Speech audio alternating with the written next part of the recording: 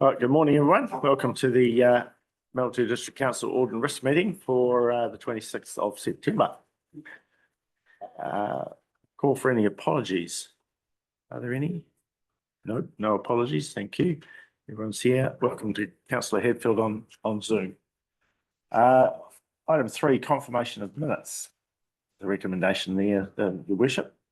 I'm happy to move that the minutes of the Audit and Risk Committee meeting held on 13th of June 2024 be adopted as a true and correct record. Thank you. I have a seconder, please. Councillor Blackmore. I'll put that motion. All those in favour? Against? Carried.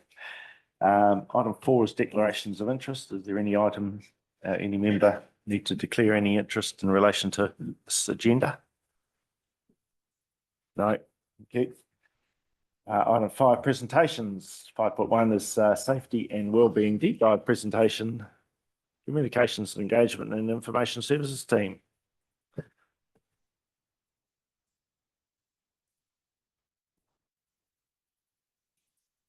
Sorry.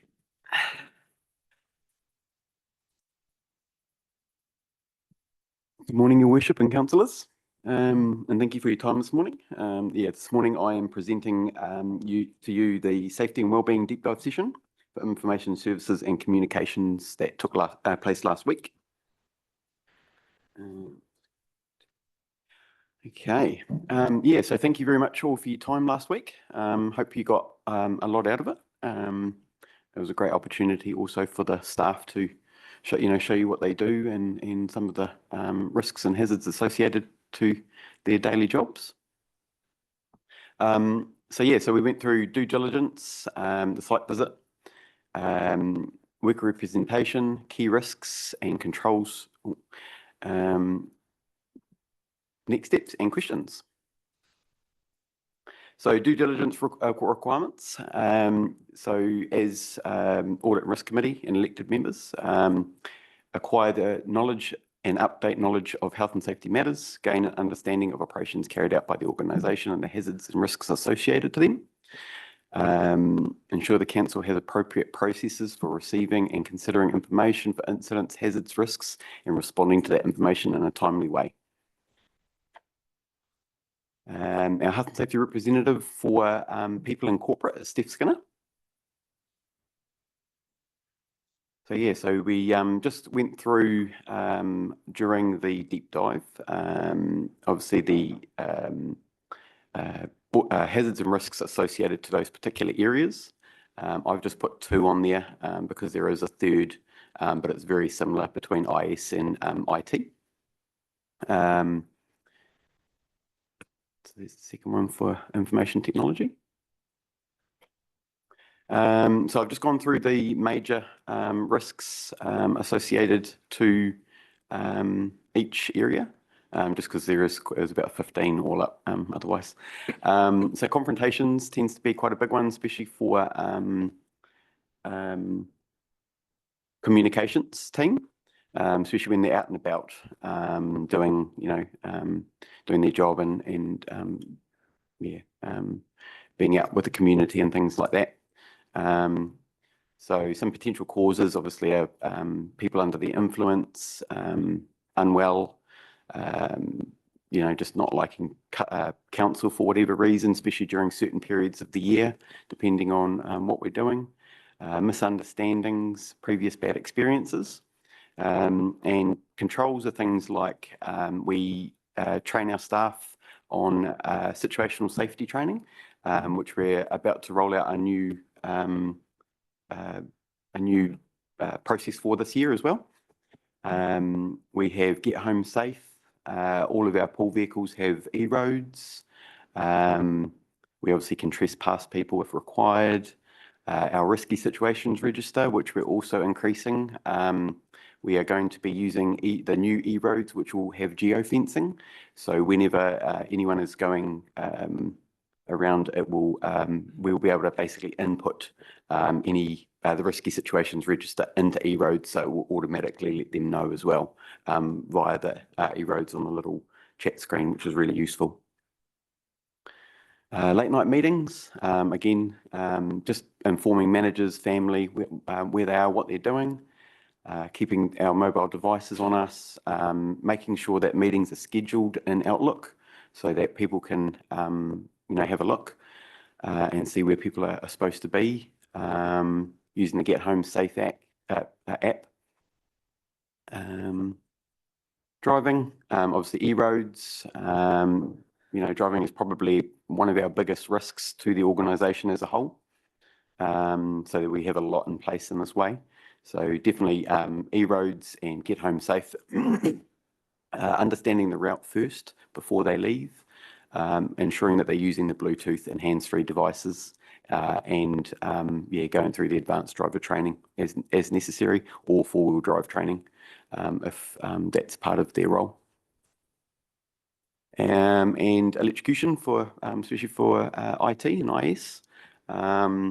So things like damaged and exposed power leads, non-compliant power leads. So things from other countries that might not be have the same plugs as what we require.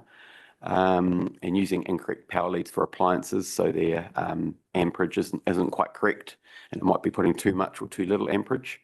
And power leads through walkways. So things like only using manufacturer-approved leads or purchasing from reputable resellers.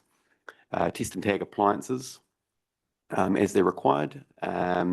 Replace damaged leads and reroute or cover leads that are covering walkways. Next steps.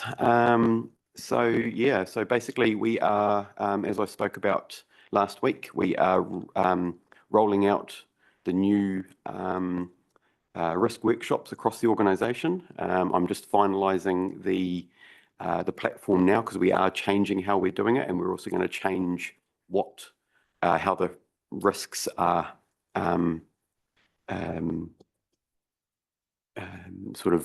shown to staff and what kind of risks those will be. So we'll be very much focusing on those critical and key risks rather than just general risks of those organisations, different areas. And this will include reviewing current risk and their controls. Any questions? Appears not. Nice and easy. Good. Thank you very much. Thank you very much.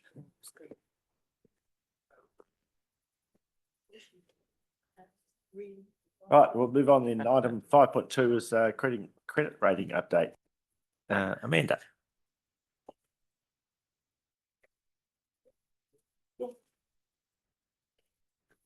Your name on it, yeah. Just there's your name on it. Is it on it? Yeah, that's your name. Good morning. So, good, yeah. Hey, everybody else other than Michael. Yeah. Credit rating. So this is it might even be the third, but I think it's the second presentation around credit rating. So that you'll just do a quick recap. We brought it to you probably 2 audit and risk meetings back to give you a bit of an idea of, hey, this is what credit ratings are. And do we want to have a bit more of a look into it? So this presentation is more about if we were to get credit rated, how long would it take to pay back the initial investment? What do we need to consider? That kind of thing. So, yeah.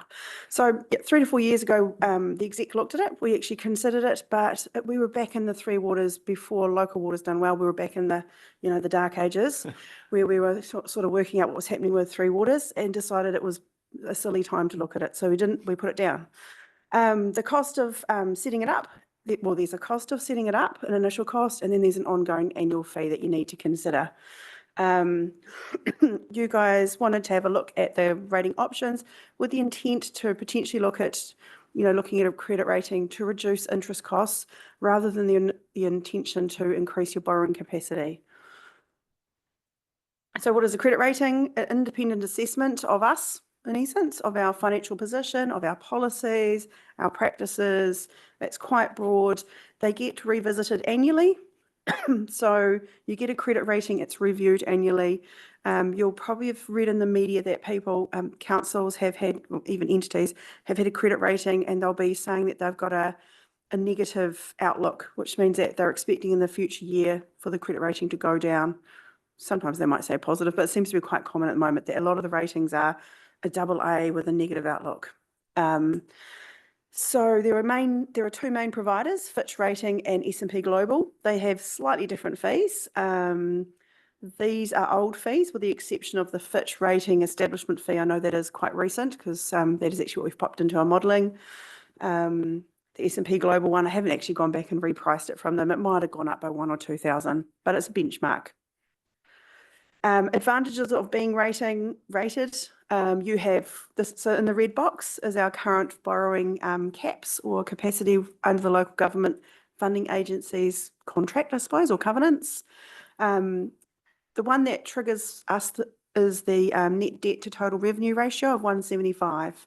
So as a council, it's each one of those gets measured and it's the first one that triggers is your cap number, not the last one. So the first one that triggers is the revenue to debt ratio. Of course, on top of that, you've also put yourself a self-imposed debt cap of whatever that number calculates to be less 5 mil, because that's how self-imposed. So now liability management policy, we quote these and we also say whatever that comes out to be, less 5 mil buffer. If we were to get rated, no matter what your rating is, you go to the 280%. So it doesn't matter if you're rated A, AA, minus, plus, you actually go to the 280. So your interest rate savings on the hand are dependent on your rating, but your debt cap capacity, as soon as you're rated, you get the 280. Okay. Thing to keep in mind is if you have higher debt, you have more assets, more depreciation, more loan repayments, more interest costs, and therefore higher rates. And we saw that through the LTP process. We had quite a high capital program and it was pushing us over our debt cap. It was also pushing our rates up. So it's a nice little linked circle. Is everyone kind of following that? Yep, because it's quite early in the morning. Yep. So what are the advantages of being rated? This is a slide that we've shown before. We are currently an unrated guarantor. So no matter what the interest rates are that are quoted, and they come out monthly from local government funding agency, we pay whatever they are quoting plus 20 basis points. So your 20 basis points is 0.12%, which is that little grid. Okay, so the bonus of being rated is you pay less of the basis points. I mean, if you were a AAA, we would be paying no basis points. So if the LGFA comes out and says the interest rate for 3 years borrowing is 3.3%, we'd be paying 3.3 instead of 3.5. Okay. Taking off and still putting on. So a little grid down there shows you at the moment, if we were to borrow if the interest rate was 5% as an example, we were borrowing $1 million, we'd be paying 52,000. If we were an A+, we'd be paying 51, and it just tricks along. If we were a AAA, we'd be paying 50. So you get a $2,000 saving for every 1,000. That's just on 5%. Now, bear in mind our current borrowing is around 98 mil. So if you were to become credit rated, the interest rate savings kicks in on the next bit of debt that you borrow or refinance. So the stuff that we already have fixed down stays as it is until it comes up for renewal, but anything going forward, so your savings start from that point forward. Yep. Okay, so just for clarity, so your existing interest rates remain exact, your existing interest rates remain exactly the same as they were, despite the fact that you've got the rating. Yep, the only time they change is if we've got a, and we have them rolling up over various times.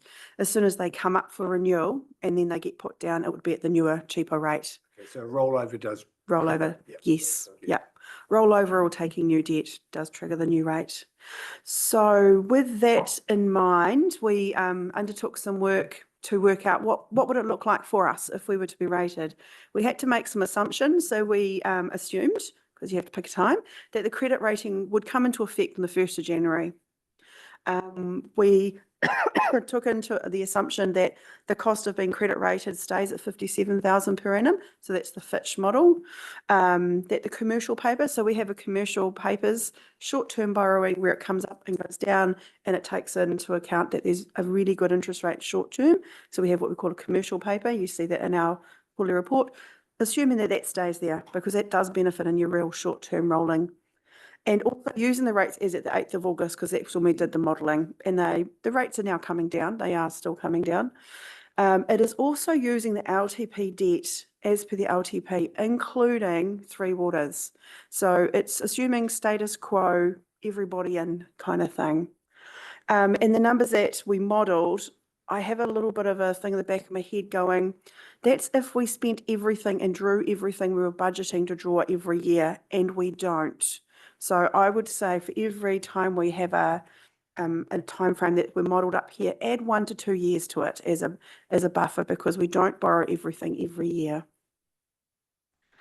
Okay, so if we were an A to A plus credit rating, and you can see up here, it would take us 1, 2, 3, 4, 5 years to pay back or to break even, I suppose you could say. So if you're paying your 57 to be rated and 57 annually going forward, it takes around 5 years. And the A to A plus is your lowest of your ratings. That's why we're doing this one first. So 5 years, I'd say 6 to 7, because we don't spend and borrow everything. So Amanda, that's on the right-hand column in terms of the accumulated Accumulated savings, correct? savings. Yep. Okay, you've got copies of this. Interesting to note, if you have any perception of other councils, how good or bad they are. The other councils that are A or A plus is Horowhenua, a local, Hutt Valley, Upper Hutt, and Tauranga. Okay. The next one is the next slightly better version, is the AA minus credit rating. 1, 2, 3, that would take 3 years, so maybe 4 to 5 years if we're being really kind of more conservative. Includes Hamilton, Bay of Plenty Regional, Hastings, Porirua, Queenstown Lakes, Clutha, Timaru, Waipa, and Wakatane. So a fair amount sitting in there. And AA to AA plus credit rating, so this is your pretty up there credit rating, includes, from memory, Wanganui, is that in there? Yep, Wanganui. 2 years, so maybe 3 to 4 year payback. Auckland, Ashburton, Invercargill, New Plymouth, Palmy, Taupo. So a range in there. I popped the slide in there. There is a lot of stuff in the media at the moment around rating of councils. Had a visit from the local government funding agency yesterday, which would have been useful if I'd brought the slides with me. And they were saying that S&P and Fitch are both sort of indicating that there's a bit of a negative outlook going forward, because they're concerned at the level of debt that is required in the future for in councils in general. So they're kind of going, they don't operate in a vacuum. They have an idea of what's happening. And yeah, so there's lots of pressure for downgrading at this stage. All this is in the media. You've probably been across it. MDC's Three Waters position without Three Waters. So this position, this is using LTP figures and no adjustment to retained obvious. Yeah. So this is excluding three positions, Three Waters. So we've said if Three Waters was taken out in its entirety, very roughly, we just chuck the budget over there. What does MDC look like? And this is very rudimentary.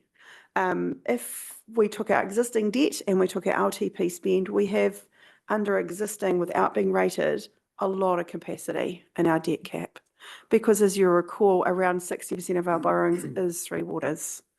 So if we didn't have Three Waters, we could easily operate within our debt cap. And Amanda, just on that point, so today's presentation is focused on the credit rating and the implications for MDC. There's obviously a live conversation around the Three Waters reforms. So it's really important to keep those two conversations separate, but it is relevant in terms of the options that sit in here in terms of that debt loading. And because, as Amanda said, we've got a high level of debt relative to the income for Three Waters as a ring-fenced group of activities, it does have it does skew the rest of council in terms of that available borrowing Yeah. based on that revenue. So Councillor Ford. Thank you. So if, just to get a fundamental understanding, if our, if we got a credit rating and our borrowing stayed similar to what they are now, Yeah. maybe up a little bit, say 200 million, but not the 280 million, would that have a positive effect on our credit rating, that we're not sort of borrowed up to the hilt? No, no, they don't actually, from my understanding, and they don't technically look at how much you absolutely have to your cap. They look at your policies, your procedures, and your balance sheet position. So it's an overall slightly bigger picture look than that. But But if I went to the bank to borrow a house, borrow money for a house, surely that would be rather a big factor. yeah, it doesn't seem to be, but haven't been through that in-depth process with them. So it is something that if we were to look at, we're going to talk about a shadow rating coming up. It is something that we could ask if we were getting a shadow rating and sort of say, what would be the impact if our debt was this versus this? Thank you. Amanda, is it fair to say that if you look at it in terms of balance sheet, in terms of financial assessment, because council has a large balance sheet in terms of asset value, if you look at the value of our infrastructure assets and our community assets, we're about, I think, $1.5 billion or more. So when you're applying a mathematical formula to that, it paints a very stable picture, which I think feeds Yeah. into that credit rating space for the stability of the organisation. Thanks. Councillor Short. What was I going to say about this? Although we can't really use those to underwrite anything because Exactly. there's not really much market for a used wastewater treatment. No, it's a good market for roads at the moment. You put a toll on it. Okay, I'm trying to think if there's anything else I wanted to say about that. I don't think so. Okay, so this is just a quick recap. The advantages, you can borrow more, but that does come with an impact to rates or DCs and rates. You can it can reduce your cost of interest. And that's the key one that I think we were focusing on is, could we save money based on interest rates? And yes, it's absolutely a possibility. That, to quote that Pantene ad, it will happen, but it will take time. What I also wanted to just quickly talk about is we had the local government funding agency here, a representative yesterday, and we asked them specifically if we were to go and get rated right now, and if our Three Waters entity was to be put into a CCO, does that mean that we're now rated and the CCO has to be rated? What is the impact? If it was 100% CCO owned by us, it would be treated with the same credit rating that we have. So cool. If it was put into a CCO with other councils, their intention is to look at the average rating of those councils, and that would be the rating for the CCO. So it wouldn't be that if we get it, we then have to pay for it again if we put it out, and it doesn't mean that we lose the rating. So that was quite a good piece of advice, I suppose I could say. What else was there? Yeah, it's probably the main one. Next steps and considerations. So a couple of the questions that I've pondered back and forward and I've been asking one of our Treasury advisor about is, what is the real steps? What is the nitty gritty of involved in being rated? How much pain is there? How much time involved? And in the future, what are the considerations that are considered when you're rated? So is there some decisions that you could make that would really impair the credit rating? And that advice can be given to us for a fee. And so I decided not to pay that fee yet until I'd kind of linked up with you guys a bit. So we could get a shadow rating from Bancorp, and it's around 15,000, and apparently it's quite a good indication of what your rating would be. So that's a piece of work we could get done. And also as part of that work, we could also investigate actually what is really heavily involved in that. What sort of decisions that you make could change that, because from what I understand, various councils do consider their credit ratings when they're making decisions. So what sort of behavioural changes would that initiate, if any? Is this something that we should consider after our decision around Three Waters? Bearing in mind, I think your decision is due in December. Recommendation. So, there's, you're kind of having a big step in December. So is this something we consider once we've decided that? And just a note that credit ratings are done annually. That's it. It was pretty speed dating. Any other questions? There were some questions that came through email.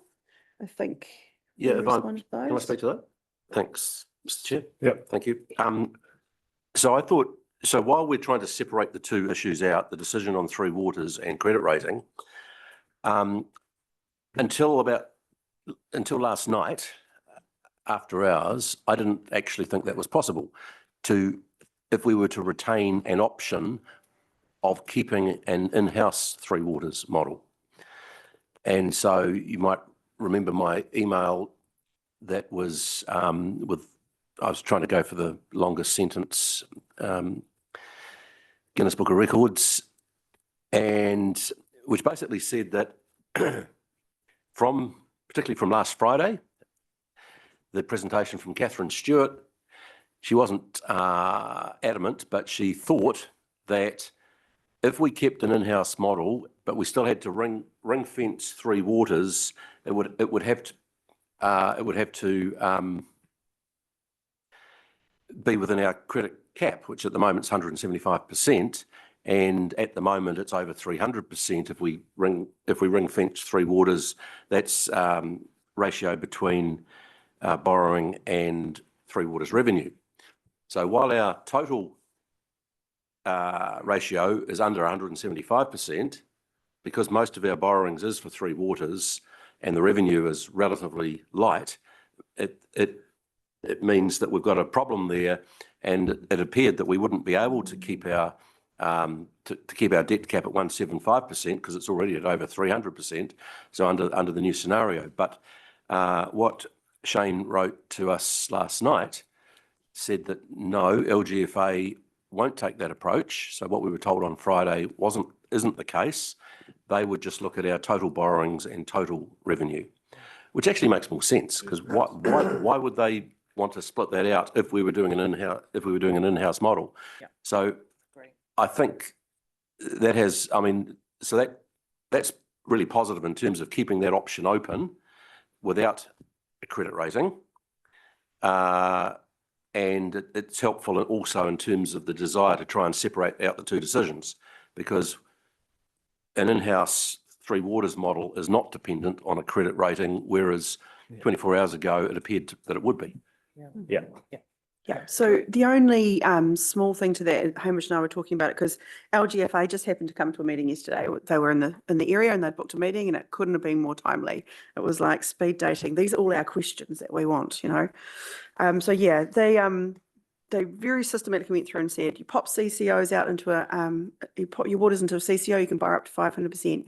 You keep it in-house, it's bound by your debt cap. So that was great because they're looking at it as a whole. However, Hamish and I were talking about that, and that's what LGFA is saying, but we're not sure what the economic regulator and what the Act entirely says. So we just want to double check that, because if that might be what LGFA is saying, but if we're bound by legislation to have something different, then so we're just we think this is right, but we just need to double check this other thing last night we're thinking about. So Yeah, and I think, excuse me, through you, Mr. Chair, and to add to that, I think it's a really important point because LGFA as the lender have their criteria, as we've been talking about. From the conversations that we've had in this chamber and the updates in terms of the Three Waters legislation, DIA and LGFA are not the same entity, right? So DIA have their requirements for the ring-fenced Three Waters business. And so whilst we can make it work probably within the LGFA lending requirements, we still need to demonstrate through the water service delivery plan to be approved by DIA that we meet their financial sustainability requirements under the new legislation. Yeah. So there's a number of steps to work towards that, but it's certainly a lot more more positive and I guess options for us in terms of that current credit level versus credit rating and what we can do. Yeah. But there's quite a high test in terms of that Three Waters revenue versus Three Waters borrowing that DIA will require us to demonstrate. So How we LGF, finance it is through the LGFA. Yeah. LGFA made a comment that this government they're in the room with and they're involved in conversations and they're being asked for advice. So they are quite across what's happening. Whereas the previous government, they could submit whatever they liked, but didn't mean to say anything was happening. So they're, they're in a completely different place this time and they are heavily involved.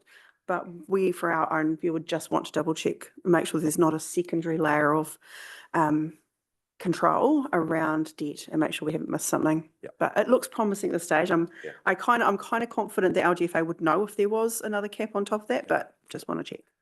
Councillor McFadden. Thank you. I mean, for me, looking at lifting the helicopter, it says that if we spend the money and get the credit rating, the return, depending on our rating, is somewhere between 3 and 5 years. Mhm. It seems to be quite prudent to do that, so we've got better options if we do have to lift to 280, and what we're hearing is in fact incorrect. So from where I sit, it seems like quite a good thing to do to get the credit rating, so we're well positioned to be able to move going forward. Just my input. Your worship. Thank you. Yeah, on a similar vein, the steps that we're at the moment is gathering as much information in fact, and that's sometimes difficult, particularly when the legislation isn't all complete around Three Waters. But I would have thought it made sense as part of gathering information to invest the 15K to get a shadow rating, so that when we come to December and we have all these facts, we also know what a credit rating potentially would be for us, and then that can be put into the mix of options about what capacity does that give us, and how does that impact us if we do this model or that model or whatever. I'm just questioning, should we be taking that next step to give us another set of facts to go into the decision making? Councillor McFadden. Thank you. Yeah, I agree with what you're saying. I guess what I'm trying to understand is what's the timing for getting the credit rating versus the timing to get the structure around the CCO in the Three Waters, right? So in other words, if it's going to take us, say, 6 months to go through the process, and we've got to have everything in place, do we have the window of opportunity or time to be able to put that in place, or do we need to make some decisions earlier rather than later? So through you, Mr. Chair, I'm not sure Amanda can speak to the time frame to actually get a credit rating from the time we decide to do it. But don't forget the timetable around the Three Waters legislation is to have an approved water service delivery plan signed off by the DIA by the beginning of September 2025.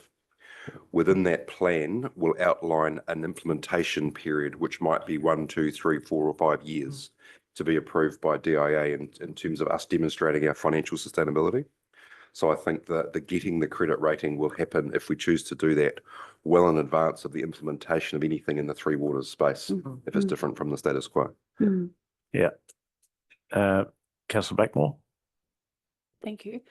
Amanda, the tables you modelled with the various credit ratings with kind of as we stand at the moment, have you modelled that without the water services? No.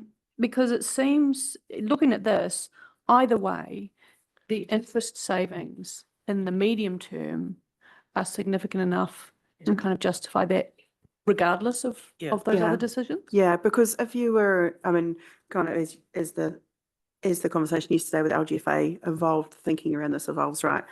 So first of the timing, I got Miles from Bangkok to model this because they work in this space all the time. And when I went to him in August about it and he did the modelling, he made an assumption that we would be rated in January. So that was only a 4 to 5 month period. So this is not going to take more than 6 months to do because he would have assumed a longer period. So that's a helpful benchmark. 6 months is probably a shadow rate, is probably a good time to assume that you'd get rated in, but I'm pretty sure it's quicker than that. Secondly, my initial thoughts when putting this presentation together was, why on earth would we go down the track of doing a credit rating if we weren't to have Three Waters? Because we wouldn't have much debt and it would take an awfully long time to repay the money. But now knowing that if we were to put the Three Waters into a CCO, there's still benefit to our community because they're still getting the same rating. And therefore, the interest saving isn't necessarily just us, it's them and us, which is still us because it's still our ratepayer. The savings are still the same because whether our debt sits part here and part here, the community is still getting the benefit of the interest saving. So I was kind of like, yeah. And then if we put it into a model with the other councils and those guys have slightly higher credit ratings, well, that's even better because we get even more potentially of a saving. So if we're a low and these two are high, we're getting an average, you know. So I didn't see, the more I was kind of thinking about it late last night, is I didn't actually see a disadvantage to being rated and deciding to put the waters into a CCO because the benefit of the rating carries on with that debt and it's still our community that pays. Thank you. Okay. And I'm just, the 15K is 26% of paying the 57. Yeah. You know, like, That's right. I'm just, but like, because that's why we haven't gone ahead. We could pay 15K and they can give us a rough one, or we could pay 57, bank whatever savings we get. Okay, it's going to take anything from 3 to 6 years, or maybe even Yeah. 7, to get the savings back. Yeah. Can I just, sorry, a question, Amanda. Once we commit to a credit rating, we're able to step out at any time, can't we? Absolutely, because I've done annually. You can decide not to pay for it and you step out. You're not committed forever, Right. and if for whatever reason you decided not to, you No. can step out of it, yeah. And also your credit rating. So if you were right up there and you were getting 0 basis points, you were really highly rated and you were given a negative outlook, which means that we think we're going to downgrade you next year because the stuff's going to custard or just, you know, economic climate. You have 12 months to recognise or to plan for the fact that your interest rates are going to go up a bit. And the interest rates that go up by that extra basis point is only the new borrowings. The stuff you have fixed down at the cheaper rate stays there. So, you know, it's, yeah, just heads up on, because I was a bit confused. What happens if, you know, our rating goes down? The debt you already have fixed down stays at the good rate. The new stuff goes at the slightly more expensive rate, which would still potentially be cheaper than where we're at now. Okay. So in an effort to, one more. Yeah, thank you. I mean, one thing to consider, of course, is the fact that we're looking at a long-term payback. The short term is what implication is that going to be on our expenses, interest costs versus our budget for this year? Obviously, we're going to blow that away. You know, we're not going to meet that. We're going to exceed it. But appreciating that, of course, we're going to get the return long term. But we just need to be aware that we may well go over because of that. So I'm not entirely sure I was following your thinking there, but one of the things I'd say is if you did want to look at getting credit rating, we just chuck the budget into the annual plan process and you put it through your annual plan process. You'll make some assumptions around your interest rates. The interest rates we have at the moment, we have budgeted for. So we are budgeting to be unrated at this stage. So that stays the same. What we would do is if you're wanting to go down this process, we would pop it as an annual plan process, put it in the annual plan budget, carry on as a normal thing. So you pay the 57K at the end of the process. So if we made the decision, in effect, it would be in the next rating year, the charge, not in this rating year. In essence, we could absolutely do it that way. Yeah. Okay. Well, in an effort to try and summarise the discussion, it seems to me, from what we've talked about, there's a little bit of reluctance to spend the 50 or 65,000 at this time. Maybe a 15 may be more reasonable. No? No, opposite. I think there's some appetite to push ahead and get a credit rating. I'm wondering if you would like, if what you're thinking around the table is recommending through to council that they look to consider the cost of credit rating into the next annual plan process with the intention to look at getting credit rated. Yeah. Yep. And considering there's an element of uncertainty around the Three Waters program. The timing would work quite well. So we've got issues with timing, you know, at what level of priority this work or project might be, what the benefits are, and the timing is probably the key one as to when we might do it. So we can just perhaps leave it on the table and you can bring a proposal to council. Well, I'd be happy to recommend in the wording that Amanda, if we can capture those words into a motion, which Ash is doing right now, So we are recommending through, so that you guys would be recommending through to council to consider as part of the annual plan process, the cost of becoming rated. Being the costs for a credit rating. process. Applying for a Yes. credit rating. Yeah. And that can be wrapped up as part of the annual plan. Process. Budgeting development process. 2026. 25. 25, 26, because we're in that annual plan process right now. By the time we get partway through the annual plan process, you will have done your initial conversations around Three Waters. We will have even more information Yeah. and you're on that track. Okay. Are I'm you happy happy to with that? move Your worship, you happy with that Thank motion? you. And Councillor McFadden will second it. As part of the Any annual further plan, discussion on that? Can you put that considers to include the budget for applying to?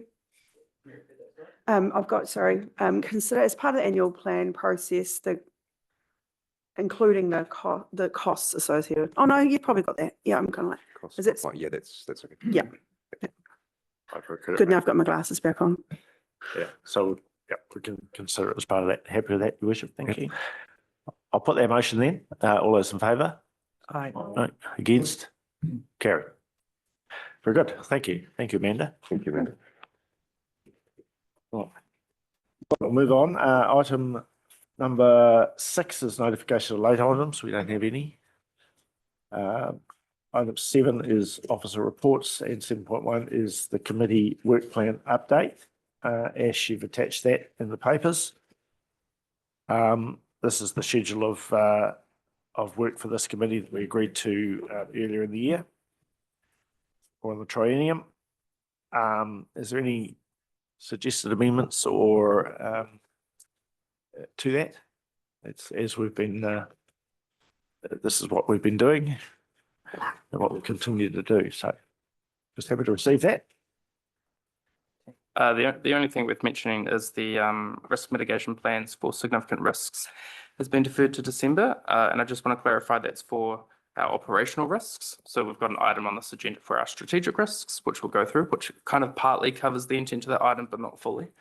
And the reason it's been deferred to December is we're just going through the final motions of getting our risk assessment framework up and running in terms of the tool, rolling that out over the next kind of 2-3 weeks. By the time we get to December, we have a much clearer idea of our extreme and our very high operational risks. We'll report on them more fully then. Very good. Thank you.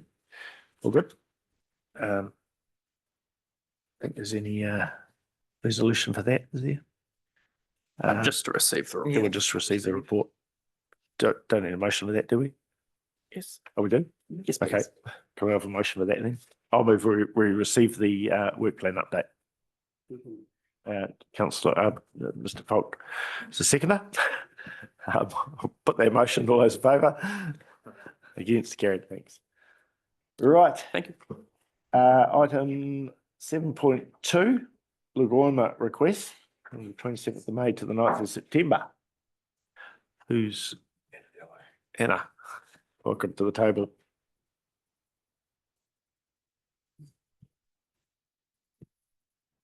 Morena Committee. I'm Anna Dello, Information Management Team Leader. When it comes to Lagoima requests for the 2023-2024 financial year, they were considerably quieter in comparison to 22-23, with 77 Lagoima requests processed in comparison to 129 the previous year. And then for the period from 27th of May 24 till 9th of September 24, there are no significant Lagoimas to report other than the 2 outstanding requests currently with the Ombudsman Office. The first one being a complaint regarding a member of the public that feels the quality of the repairs completed to the neighbouring property are insufficient, which MDC has investigated and feels that the quality of repairs meets the required standards. And the second one is a notification of investigation with a member of the public arguing that the council sold them a property with a promise that it would be rezoned. And according to the customer, this remains unresolved, but obviously councils can't guarantee rezoning. However, they felt that they were misled. So other than that, we can take the report as read, but if you have any questions, I can do my best to answer them. Questions? Any questions? Councillor Underwood. I was just wondering if you knew who the subject matter expert was for the artificial intelligence Lagoima. Just one moment.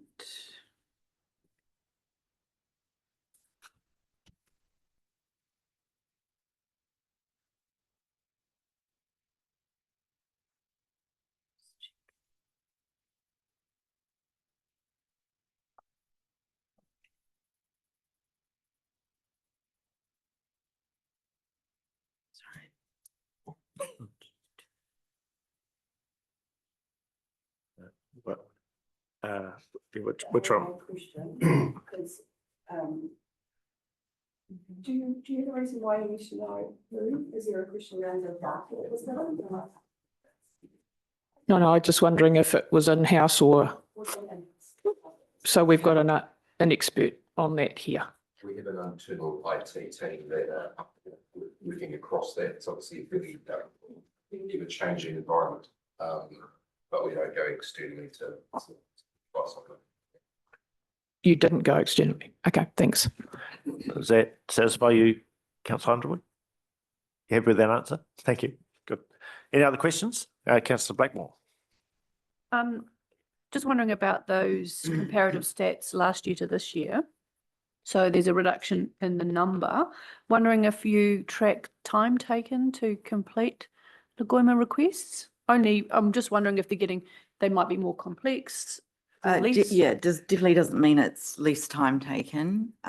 We are looking to start tracking time taken for at least our team, and hopefully other teams will follow suit.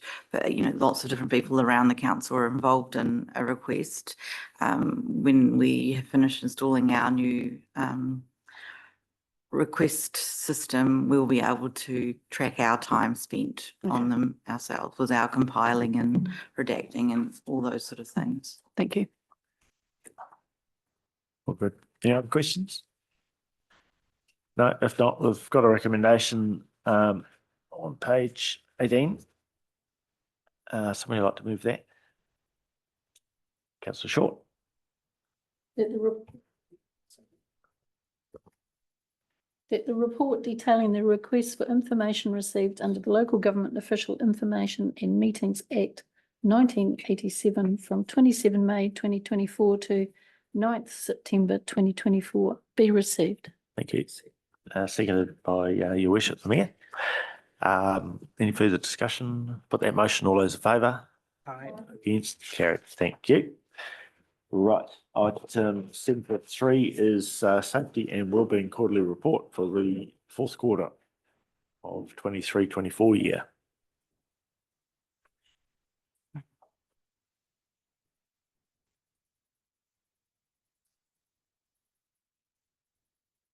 Hello again, everyone, and thank you again.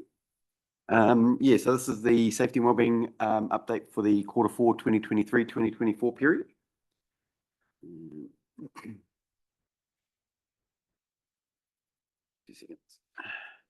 Okay, so this period was in the transition between Amy moving over to the Makino and me starting in the role, so it was a little bit of a quieter period just during that transition as I was sort of finding my feet a little bit. So we had 0 notifiable incidents. Inductions were at 97%. Contractor pre-qual was at 95%. And H&S engagement score was still at 74, just because that's only taken once a year. Strategic activity. So we had 17 staff from across council who were involved in the mental health first aid course, which was really well received. That was done by a group down in Wellington called BE360. So we will be looking at continuing to roll this out on at least an annual basis, possibly twice a year, just depending on how many staff we get through, but it was really good. We had Pink Shirt Day, which was really cool. We had a morning tea, and we raised 147.20 cents, which was doubled by another organisation that sort of double any kind of donations for that. So that was really cool. I attended the Regional Diversity Works hui at PNCC, which was really cool. Got to meet some great people, got some networking in, especially with a few other councils that were attending as well. We've had during this period, we also, and we still having significant work on the lockdown action plan and security work across council buildings. We just sort of had to put a bit of a hold on it because during this period was obviously at the final stages of the hub being open, so we just didn't want to make any assumptions until it was opened before we finalise certain things. So we're hoping sort of before the end of this year that we will have the process finalised, our in-house situational safety training underway, and regular drills being taken place, which will be really good. We had 55 flu vaccinations taken across council, which was really good. We had 5 workstation assessments. So workstation assessments happen within the first 30 days of a new staff member starting within council. And yeah, it's HR look after it, and I just sort of make sure it's happening and just report back on it. We had 2 GP health checks, 2 eye checks, and 1 request for noise cancelling headphones. Training was really good. We had 18 inductions, 3 confined space entry training, which is very important. And we had the 3 My Everyday Wellbeing seminars. Site audits that took place. We had the indoor audit for the Makino, and that was my very first audit for here. And I also went out with with Luke from the infrastructure team, and we did a health and safety audit of Echo Place and Root Street project, sort of in its final sort of phase of it, which was really good, really cool to see, and awesome seeing the infrastructure team getting out there and having a look at that stuff from a subject matter expert as well perspective, because he was able to see and see things that I possibly would miss. So it was great us working together on that. Safe Plus assessment. So as the MW LAS group, we got together to discuss the Safe Plus assessment moving forward and what it looks like, whether we stick with Safe Plus or whether we move to one of the other options out there. So things like Impact, 45001, which is ISO. There's a few different options out there. So as a group, we decided to continue, at least for this time, to continue with the Safe Plus assessment, because it is a WorkSafe ACC and MBIE framework and assessment. So it's very good to have, because obviously the regulator created it. So we decided to continue with it, but we have decided to, we have used the same auditors for the last 2 audits. So this time we've decided, due to a number of reasons, to look at another independent auditor to do the audit for us. The main reason for that is just ensuring that we are getting eyes from different areas, different auditors, having a look and making sure that what we've had is actually correct, and we're not either above or below what we've had in the past. So that'll be really good. Incidents. So for council, we were way down on incidents on the same quarter from 2022-2023 for the 4th quarter. So that was really good. And pretty well, our injury rate was slightly up, but they were all very minor injuries. So for instance, the impact that was there, that was just a hit hand as someone just slightly slipped and grabbed the wall. So everything there was very minor. There was no major injuries, which was good.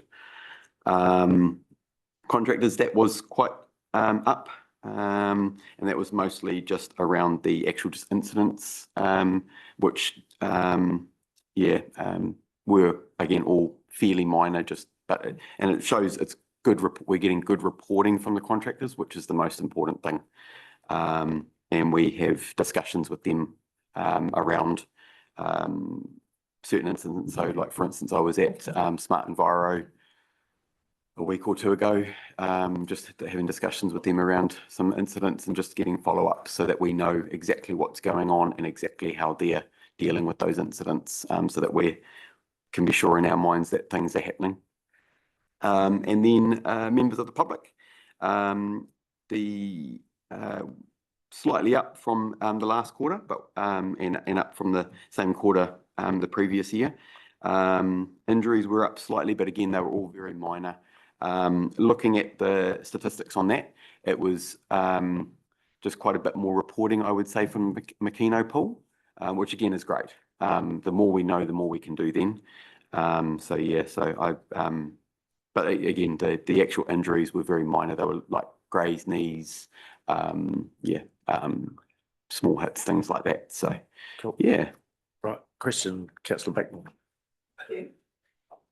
Just looking at the events reported, Yes. employee versus contractor, Yes. do you have a sense of the size of the workforce between the contractor workforce compared to ours? It's very hard to know because it depends. A lot of it also depends on, for instance, how many projects we've got going on. So, for instance, if we've got a lot of roading projects happening, there's going to be a massive amount of, say, contractors doing that. So, a lot of it fluctuates with what we've currently got going on.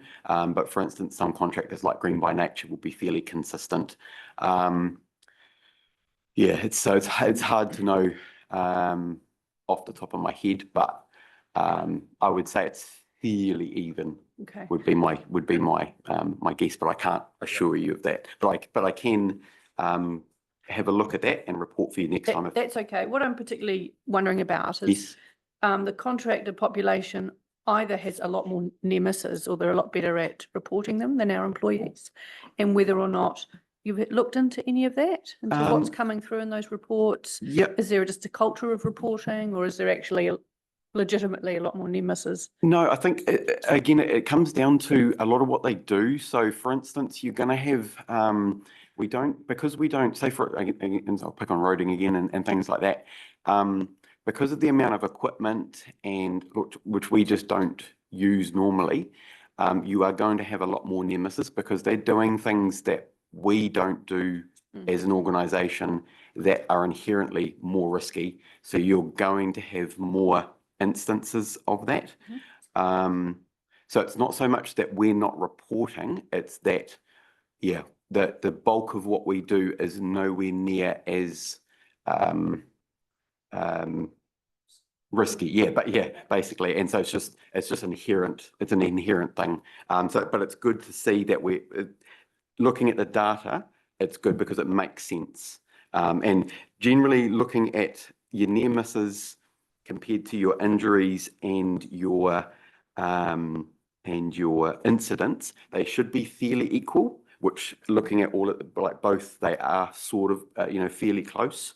So I'm not too, if I saw a lot more injuries or a lot more incidents and a lot less or no near misses, then I would start being concerned. But I can definitely, we'll be doing some more work around that in the very near future. So hopefully we can start making that a little bit easier as well. Okay, thank you. No worries. Councillor Short. Thank you. I just wanted to go a little bit deeper into the members of the public. I see that in Q2 and Q3, there was a lot more behavioural incidents reported.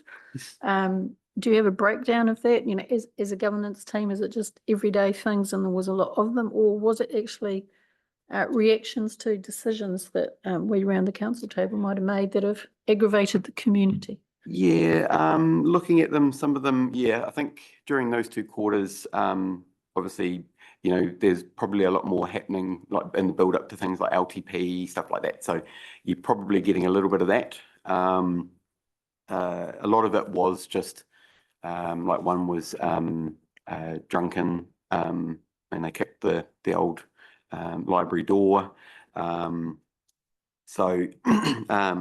It's, I wouldn't say there's any particular thing, but I'd say some of that was in the build, potentially in the build up to certain aspects But no, nothing in particular.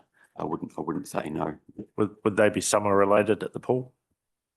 Quarter twos over the summer? Yes, and that's true too. Yeah, a lot more people, attending and stuff like that as well. Yes, that's very true. Yeah.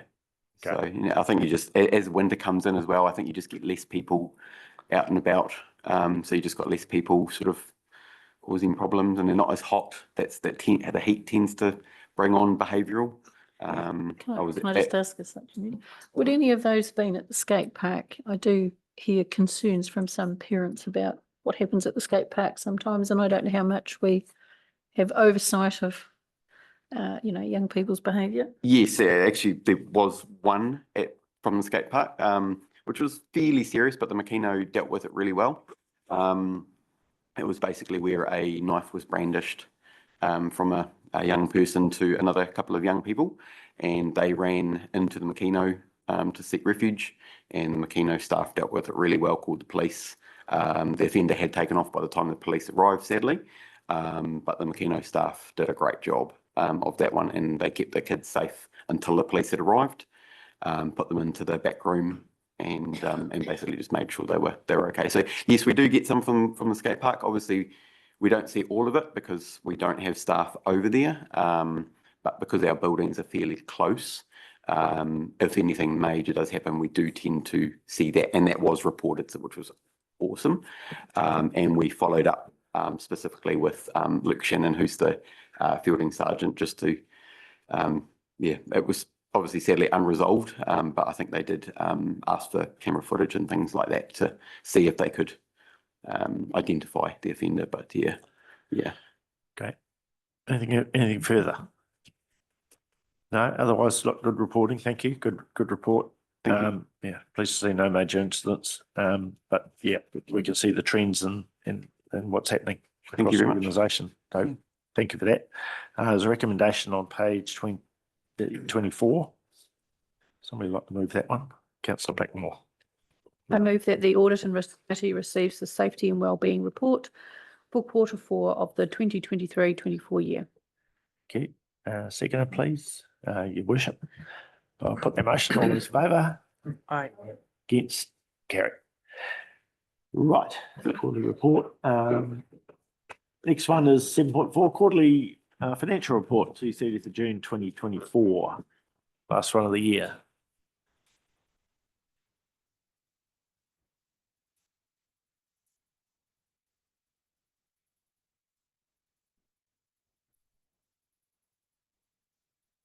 Yeah, this is my chair. Your floor, you can reach your ground on that. Yeah, sorry. Yeah. Had to infringe on your space. Cheeky man, seriously. Good morning again. So yeah, we're here to discuss the quarterly report. Joel's going to lead you through the quarterly report this quarter.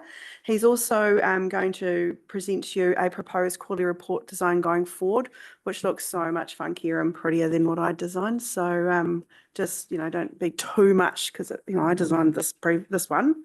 So I'm letting it go. So he's going to take you through that after that. And then, of course, the next item I'm pretty sure is the annual report. Very similar from one to the other. So a lot of the explanations are very similar. So yeah. So let's start on this ugly report. So it does feel a little superfluous going through this when we're doing the annual report on the same day, but the quarterly report reports on our revised budget. So, including carry forwards, additional approvals. So it's good to take a look at it from that angle. So for the final quarter of the year, we were sitting at a budget surplus of 1 million against the revised budget deficit of 3.7 million. We've summarised a lot more this time to just go through the key factors in that. So in community facilities, we were sitting $2.9 million favourable. This is mainly due to the grants for the hub, which come through as revenue, but the spend is obviously capital, so looks good in the P&L. And 190K in parks, reserves and sports grounds just due to lower depreciation and less maintenance incurred during the year. In regulatory, $187,000 favourable. Key factors there, well, they're sort of the same across building control and consent planning, where the number of consents and building inspections is much lower than expected. But there's that offset of, yes, we're getting less revenue, but we're also paying less for contractors to carry out the additional work that would be needed if consents were as high as expected.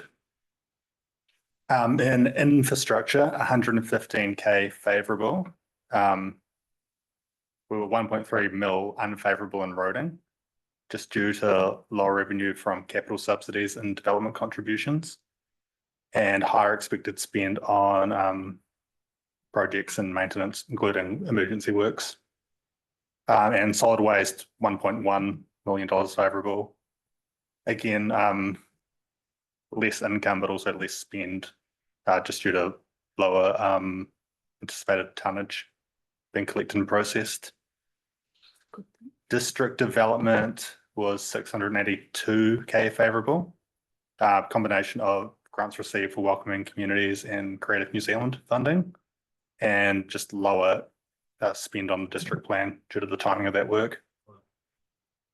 And 700K favourable because we haven't done the ERP upgrade that was budgeted for.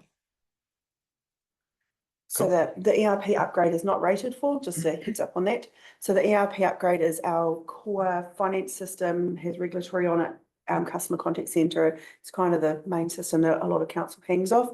It is at a stage where we're needing to renew it. So we've budgeted through the last LTP, it's not the one we've just done, but the one before, to do it in these years.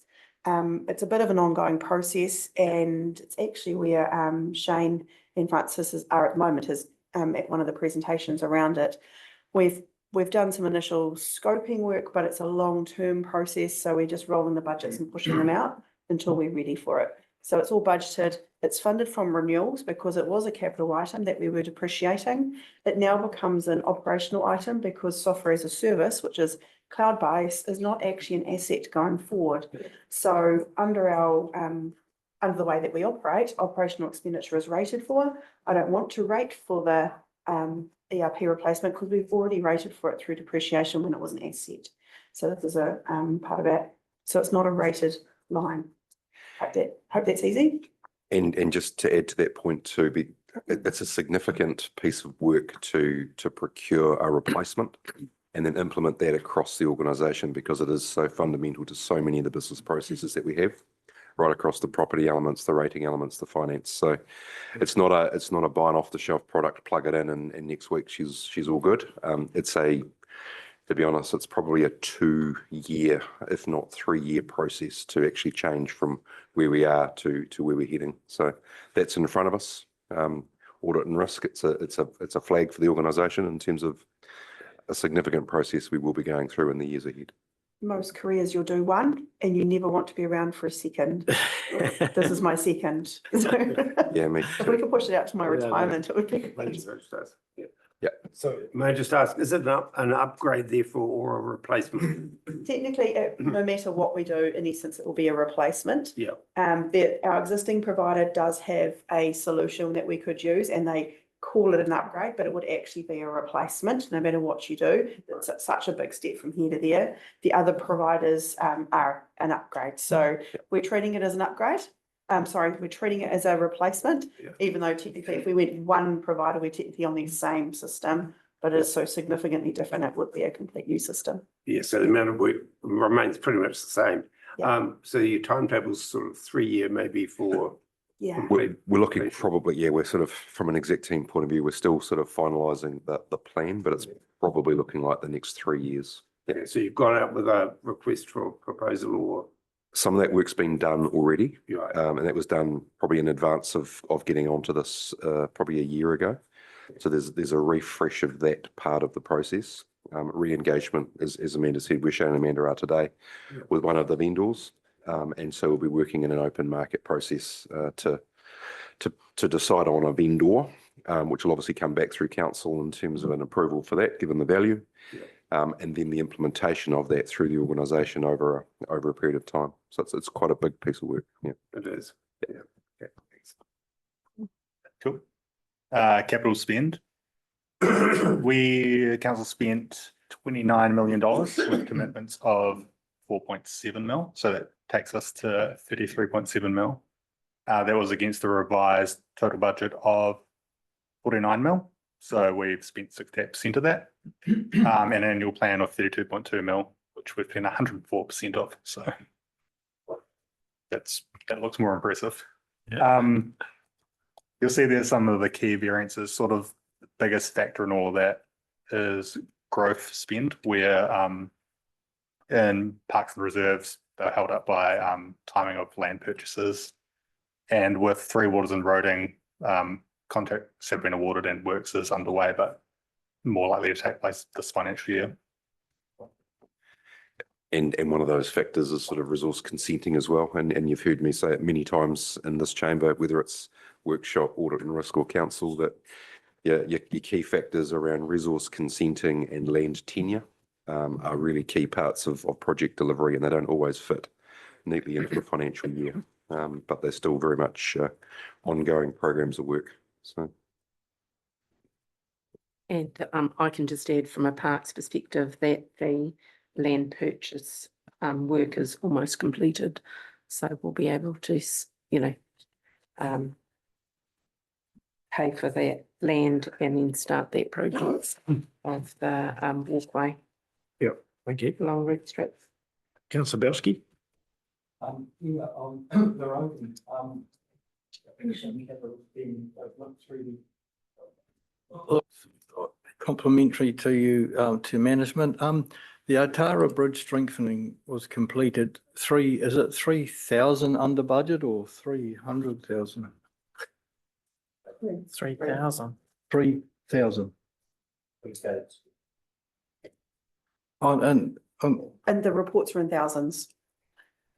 So if you take off, Yeah, it's a K, if it's just a 3 and a K, what you're looking at is 3,000. it is. Yeah, if I could, Councillor Arbelski, I wouldn't read too much into that. As you know, that project has been ongoing for some time. The scope has changed. We've had a number of budget reshuffles in there. Oh, So being slightly under or slightly over is probably less relevant to the fact that we've finally got it done and back open again to Class 1 vehicles, and sooner the better. So. Yeah, no, thanks, Hamish.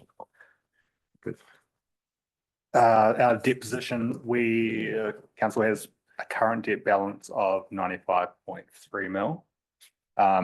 We'd budgeted to get that up to 108, but that's entirely driven by our capital spend. And we had pre-drawn in the last financial year 3.6 million. So rather than drawing new debt, we've been heading into that. We did raise a new loan of 1.4 mil that was approved for MCT. And in July, we raised an additional 1.3 million for council spend, which did relate to the 23-24 year, but due to timing of when you can draw down, that's when it took place. So just want to expand on that last financial year, the one before the one we're talking about, so like ages ago.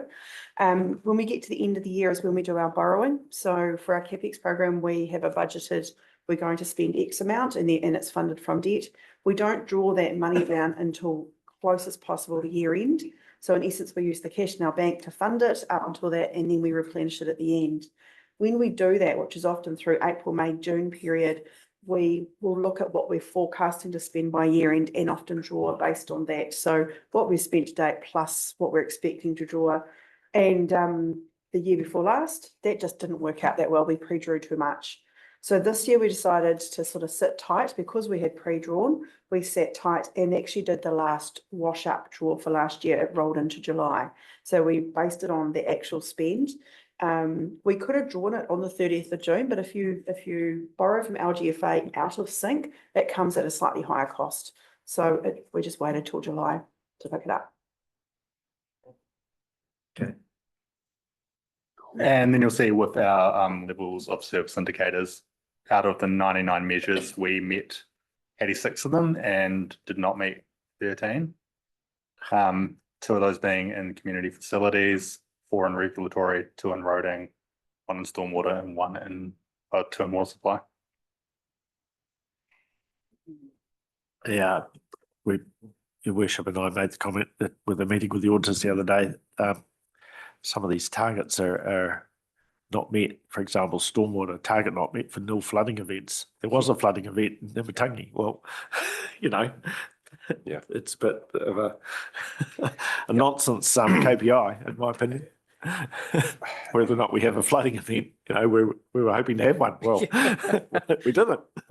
Yes, they can be a nonsense. Unfortunately, a lot of these are sort of DIA mandated targets we have to report on. So, yeah. Councillor Short. Thank you. The roading ones, I guess that was the end of the previous contractor's yes, it was. term where they were, where the staff were aware that their jobs were on the line. I guess they had resourcing issues, but so that we've rated for that roading work and the NZTA subsidy, so the new contractor will be in a catch-up period? Yes, there's a little bit of catch-up in terms of the 2 roading level of service areas, one around the reseals, which was simply the contractor didn't have sufficient resource to do that. The price was obviously slightly higher in terms of the inflationary move, but there was a gap there in terms of as Councillor Campbell said, sort of the arbitrary measure in terms of your percentage versus what they were actually able to do in terms of total kilometres resealed.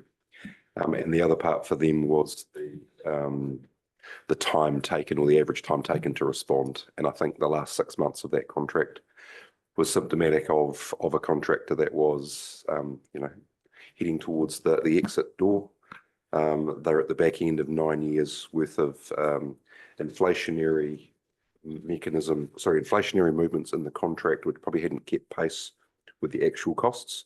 And so we worked with them in terms of focusing on the stuff we really needed doing within the schedule that kind of worked best for both parties by way of an agreed exit, if you like. So there is some monies in there, which any works that aren't done do get picked up in the program going forward. But having said that, the budgets are set and constrained, so we'll do what we can, but there's no massive extra work to be picked up. Because we certainly get plenty of feedback from the community. Certainly do, yeah, which we look forward to improve our services every day. Councillor Underwood. You were going to address, Hamish, the water supply error? Oh, it was an administrative miss there. There was there's one that refers to the water loss calculation, or the water use calculation, sorry. And the target showed that we had achieved, but the wrong box had been ticked to show that it was not achieved. But that'll be picked up and fixed up through the annual report. Could I just ask one more question?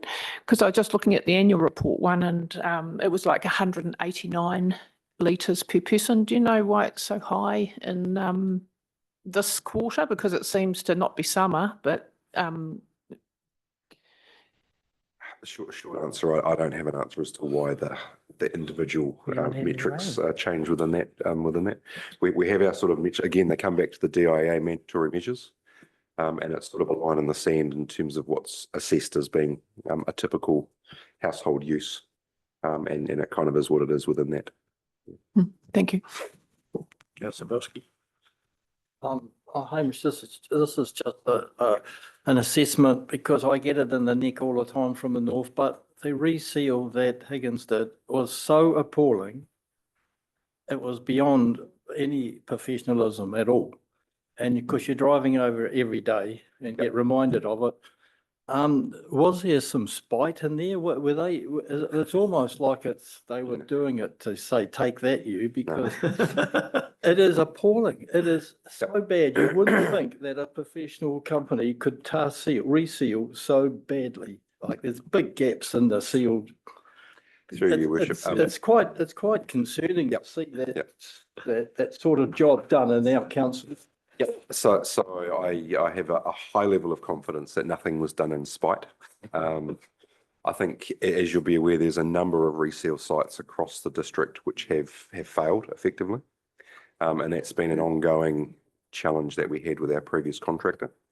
We still retain a bond from that last contract, and they have an undertaking to rectify them to our standards as part of the sort of the defect and maintenance liability that comes off the back end of that contract. So I'm not sure the exact timetable, but between now and Christmas, those resale sites will be addressed by Higgins and done properly. And as I say, we hold a bond that we can essentially get someone else to do it and fund it through that bond if we have to. It's not our intention, but there's certainly nothing done in spite. So it's a competence issue, not an attitude issue. Right, councillor Blackmore. So back to page 32, it might be good for Lynn. The comment under district development around being favourable due to the combination plants, welcoming communities, being creative and feeling funding. Is that really a timing issue? Because I thought those grants are, have to be spent on what they're intended for. Thank you. Some of it is a timing issue, some for welcoming communities. We got the 2 years in advance. And I think it's around 280,000 of that is for the district plan as a result of the money held back for the rural review. Yep, thank you. Okay, any other questions? Well, it was a fairly pleasing result, I think, for the. I've got a couple more things just to bring you to. Yep.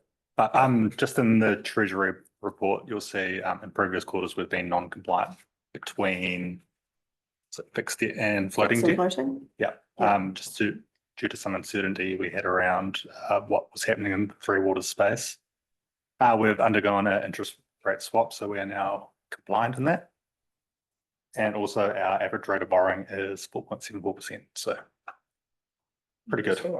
So 4.74 is the average based on the fact that we have some debt that's fixed down at a very low rate, and that's helping suck that average down. Yeah, that's the quarterly report. Cool. No, yeah, as I said, I'll start to say, yeah, pretty pleasing. Ended up with a surplus against a budgeted deficit. There was a few ups and downs in terms of the revenue, but the revenues worked out pretty close to budget overall. Development contributions a little bit behind, but as they have been for a while. But expenses came in under budget. So yeah, and it was probably helped a bit with the grants, the hub, the grant we got for the hub, which is quite a big factor in there. But still a bit of concern with the ability to complete capital works. We see, even though our best efforts, we seem to be running at about the same percentage we have for the last 10 years. 75, or what was the figure? 90. Any against annual plan, it's around 90%, 89%. I don't think it's quite that good. Last year was good. Against annual plan. Could I? Oh, against the annual plan, yeah. Yeah, so we spend about the same amount each year, and through the LTP process, you'll recall that we rephase the budget to reflect the fact that we don't spend 50, 60 million, we spend around 30, so we've kind of smoothed it, helped with our borrowings, but it also helps with our doability. 28. Yeah. All good. Right, anything further on the quarterly report? If not, there's a motion on or recommendation on page 27. Somebody like to move that one? You wish it? I'm happy to move that the Audit and Risk Committee recommends to the council to receive the quarterly performance report and treasury report to the 30th of June 2024. It's good. Second it, Councillor Blackmore, thank you. Put that motion then. All those in favour? Aye. Against? Carried. Very good. Thank you both. Joel's got the updated look and feel of the quarterly report. Oh, yes. Just have a quick run through for. Oh, yeah. There's more information only, but we just attached it to it because it makes sense to go from one report to the other. Yep. Couple minutes, yeah. So very briefly, Okay, here you go. yeah, thanks. The idea behind this was we start the year with, an annual plan or an LTP, and we end the year with an annual report. And both of those are very, stylistically and contextually similar. And then throughout the year, we do these quarterly reports, which have a different look and feel to them. So this new proposed report is sort of a soft alignment between our quarterly reports and the annual plan and report. Yeah. So it's prettier. But Quite some margin. yeah. Blah, blah. Yeah. We should go back to say what it used to look like. There will be zero animation, so Thank you. Amanda's not happy with that, but we're going to run with that. Quite cool if the graphs went like that. The idea is much like the one we have now, where we'll start with those few pages of summary to give you a snapshot of, if you only read those, you sort of have a somewhat of an idea of what's going on in council. So, yeah, there's more graphs and more use of icons to make it a bit more visually pleasing, a bit more white space, so you can actually focus on what's being presented. And then same over here, just very quick summary of what's going on. Yeah. Very similar to what we have now, but it looks nicer, hopefully. And then sort of the key difference is then we would move into a focus on each of the activities, much like we do, like I said, in the LTP, and we then report on in the annual report. The same groupings as the LTP and the annual report. Yeah. And this is more of your deep dive on what's been happening in that space. So for example, now with the library, you will have a breakdown of, you know, a very short P&L, some, you know, comments on that, hopefully a bit more space for more contextual information. And within that would also contain the service level performance measures, and then a little CapEx graph at the bottom with, you know, key highlights that within that area.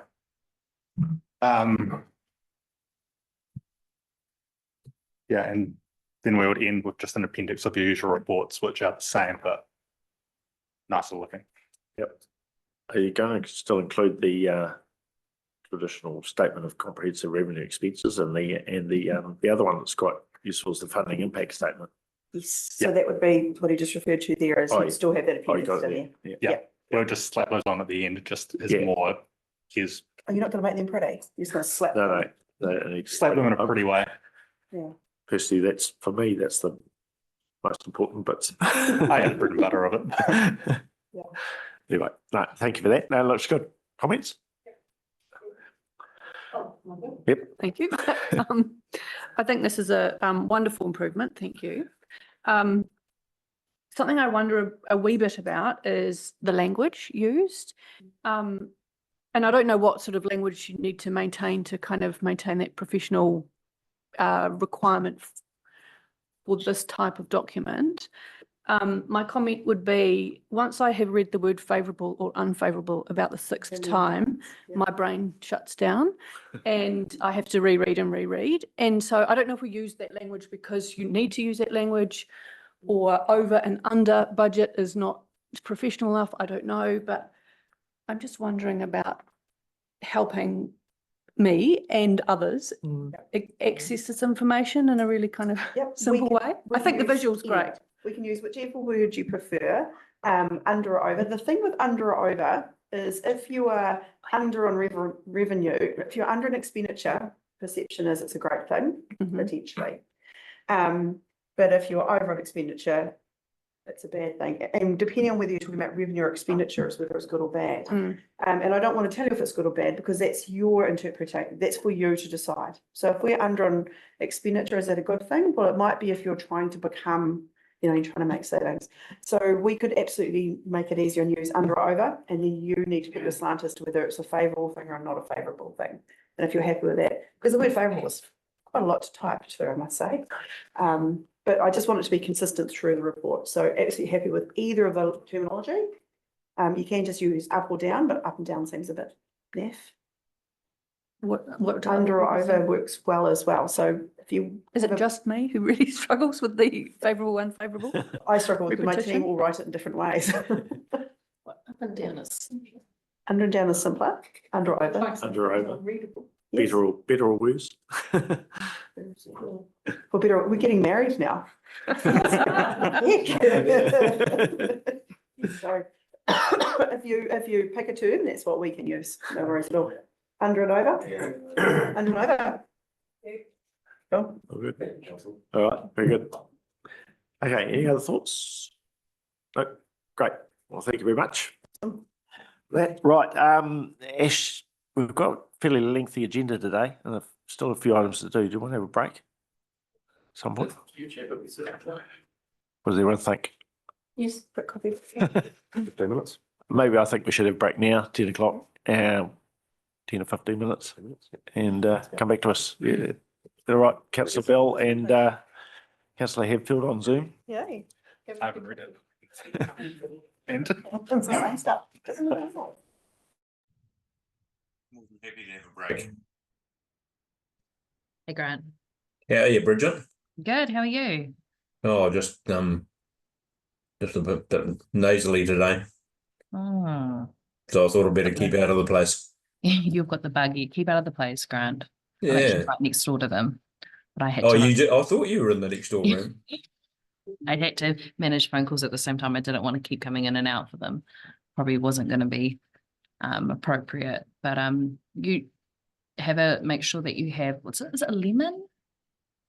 Lemon. Yeah, I normally do lemon honey. Lemon and honey. Yeah, Is I that- did a COVID test last night and it was negative. Nice. Yeah, I've run out of bloody rat tests. So I might go and get some more later. I don't know, bugger if I know where you get them from now, to be honest. Oh, I you know suppose the what, chemist. Grant? I have quite a few. I was about to say I can leave them in your.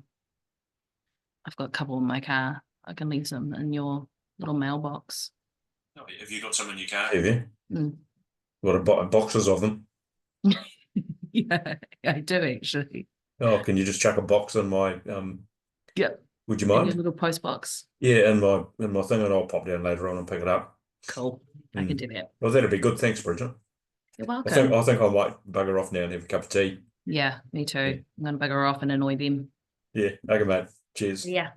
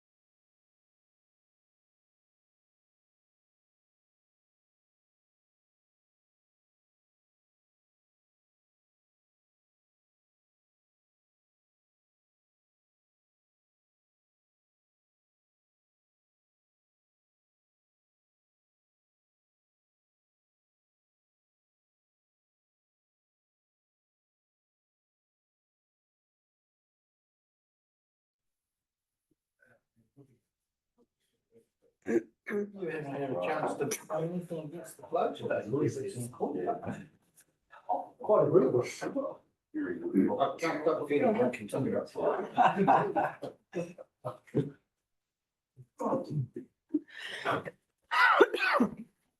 Oh, don't even start coughing. Right, welcome back, everyone.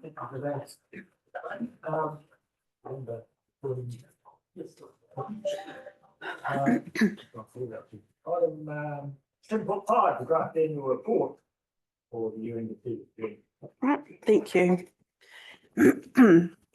So, I mean, you all know what a draft annual report is. Really the main purpose of this is so that you can see where we landed. I mean, you see that through the quarterly report as well. This report is measured against the annual plan itself, not a revised budget. So it does give you very different performance indicators, you know, where you land, results, that's the word, particularly around CapEx. So where you were, what were we at in the quarterly report? Something percent in CapEx, 60%. You're closer to around 90% because the annual plan itself is a smaller budget that we're measuring against. Okay, so a couple of key things. The one thing I've picked up is this annual report was done at a set point in time. It's been through the designers. So previously you would have got a really ugly, what we call a plain text version, undesigned version to release to audit. This year there has been some rework of the timelines to make sure we could get the designed version through to audit, because that gives us some efficiencies from an audit view. So they're not checking multiple copies, and a more streamlined process means better to budget response from them. The things that has happened since between the two reports, between the quarterly report and the annual report, is when we submitted the annual report and had it designed, there was a couple of performance measures still, I'm not sure if they were pending the result or pending confirmation. And so we've gone from 80 measures that were completed, were compliant, to 85 in the quarterly report, because we've since updated the quarterly report that you've just read with the more recent information. So there's a few little idiosyncrasies between the two. We thought it was better to give you the most recent information than just stuff that just matched. So the annual report here is, the annual report here has gone to audit. So technically you're releasing it for audit, but if we waited for that, we'd never meet our timelines. So it is in audit's hands at this point in time. They're about second or third week through? Third week. Second. It's all a blur. They're 2 weeks through their audit. They're here generally for around 4 weeks. We are still on track at this stage for an adoption date before the 31st of October, which is the legislated date that we want to meet. If we didn't meet that, it's a bit of a slap on the hand, but it's not actually the end of the world. There's a lot of councils that don't meet it, but at this stage, there's no reason why we wouldn't. Probably the key thing to note, I mean, there's lots more information in the annual report, but one of the pages that I do think is really, really useful is page 114, which is your statement of cash flow.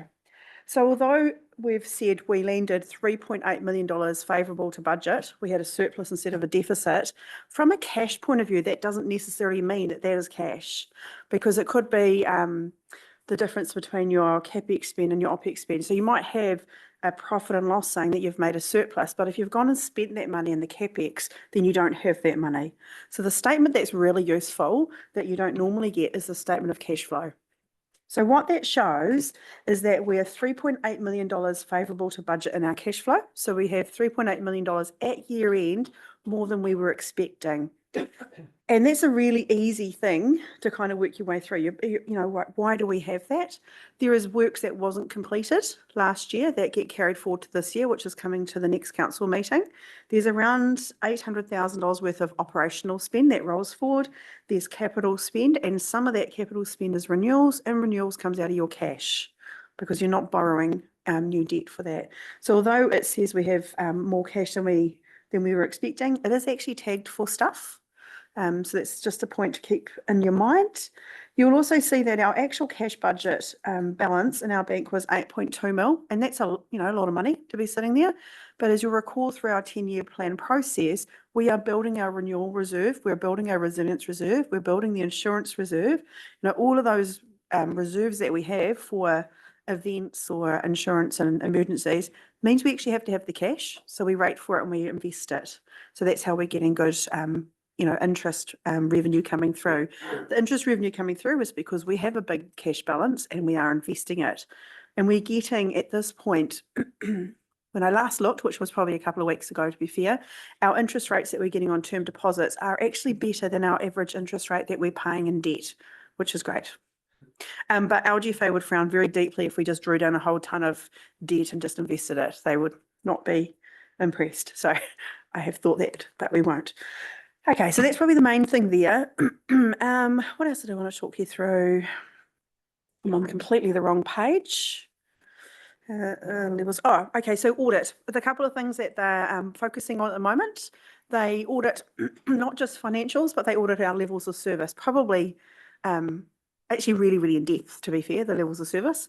And so they are focusing on at the moment issues that they've identified around the recording, and I only know it very basically, but the recording of our telephone calls that P&CC are taking and how they classify them and how they report them. We're working through issues around that. They are focusing on some of the roading levels of service. So we're working through that. They always focus on our revaluation assumptions. So they're also looking at that at the moment and we're working through that. During the year, they focus on the boring basics. They check our processes. Have our processes changed? Have our delegations changed? They do all that stuff. But at year end, the focus is more about the information we're reporting. Is it actually materially free of errors? Does it give you the right explanation or the right story? What we're aiming for is an unqualified opinion, which means everything's great. The next level down from that is a qualified opinion, which means that they have found some errors, but they are not right throughout the document and don't distort the story that's being told. Below that is your adverse opinion, which is they've found some errors and it actually is distorting. And you'll recall that one of our neighbouring councils has had one of those audits.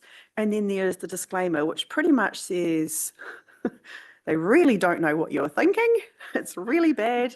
You can't trust the document. And I'm not saying, I don't know if anyone's actually got that, but what they're really saying is they actually can't do the audit. They can't give you, as governance, the assurance that this is an accurate document. So we're nowhere near that, but we're aiming for the unqualified opinion. But that's what Audit New Zealand are trying to work out. They're trying to work out if this document gives you the true, accurate and good story. What else was there? There's a lot in here, but the summary really sits in the quarterly report, is probably the most digestible. The same story flows across. If you have any particular questions, happy to take them.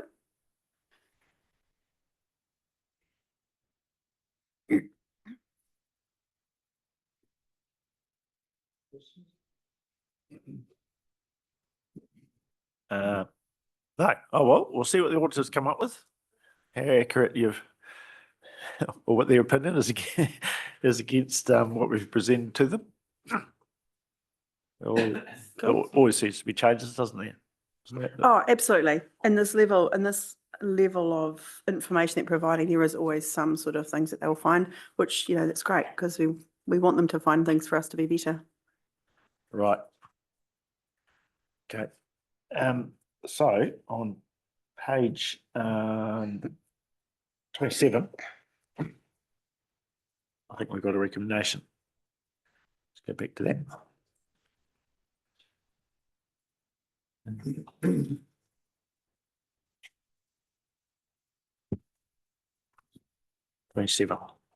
Your wish. The Audit and Risk Committee recommends to the Council to receive the draft annual report for the year ending 30th of June 2024 and approve its release to Audit New Zealand. Correct. Can I have a seconder, please? John? Any further discussion? Put that motion then. All those in favour? Against? Carried. Thank you. Thanks, guys. Very good. Obviously a fair bit of work in that. So yeah, thanks for your work, team. A fair bit. Yes. Councillor? A lot of work. Right, item 7.6, internal controls update. Page 66.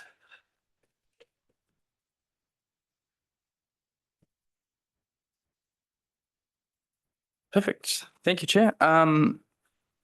So this is our standard report.